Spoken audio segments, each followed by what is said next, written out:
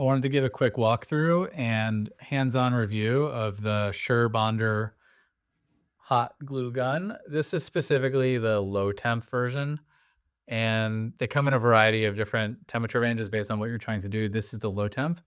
When you take it out of the box, you get this mini glue gun, and you also get these instructions. You can read the instructions. It's pretty self-explanatory in my mind, but I was kind of curious how long I needed to wait in order for the glue to get hot. In this case, it seemed like it was about 5 minutes. So I'll kind of show you how it works and a couple things to know about this specific gun. So when you have it turned on, you get this red LED indicator, and that's it. The glue goes in here. I did notice that once your glue stick clears this area, you kind of need to put in a new glue stick right behind it. Otherwise, nothing is there to sort of like press and continue this glue into the actual nozzle. The nozzle itself at the hottest part gets to about, right now it's reading at 163, 180-ish. The hottest reading I'm getting here with this thermal gun is about 180 degrees. And then when the glue comes out, right as it comes out, it's only getting like 90. It's not getting very hot. And it cools down pretty immediately. So it's looking like it's about 65 degrees.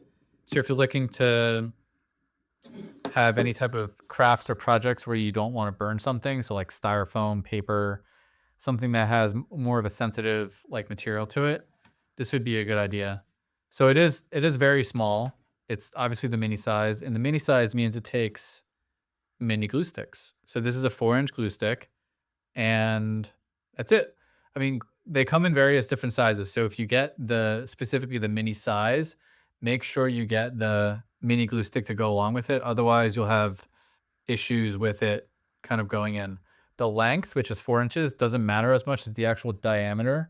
So you might want to check the product listing to make sure that the glue stick you get and the diameter of the actual glue gun are compatible. Otherwise, you won't actually be able to put the glue stick into the actual glue gun, and that's kind of the purpose of it. The other thing I noticed that was specific to this glue gun is the cord is a little on the stiff side.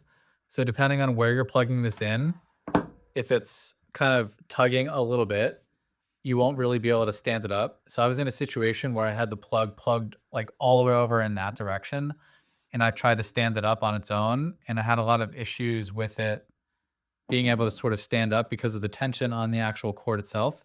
So keep that in mind with where you're plugging it in. Move a table closer to an outlet, or make sure you have a space dedicated to that. Or what I did was, in that situation where it wasn't standing up on its own, I propped it on something like cardboard that was safe so that nothing would spill over on the table that I was doing my crafts on. The other thing to know is that I've had this on for a while, and I've used it in the past. Glue doesn't come out. It only comes out once you pull the trigger. And it comes out only as much as you pull the trigger. So it's not like a continuous stream. It only really comes out as you pull the trigger. The other thing is, probably like most glue guns, is there is some like runaway glue that gets kind of stuck on the end. So sometimes if you're doing a lot of crafts, you might have these like little flyaway strands of hot glue gun. Um, I don't think this is specific to this gun itself. I think it's kind of what you can expect with hot glue guns in general. But yeah, once the trigger is not pulled, nothing comes out. So you don't have to worry about, if you have it in this position, glue coming out. Oh, so you can see.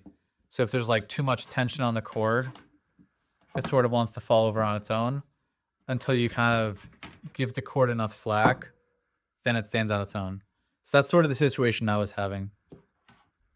But there it is. Hopefully you found this little hands-on walkthrough somewhat helpful, and thanks for watching.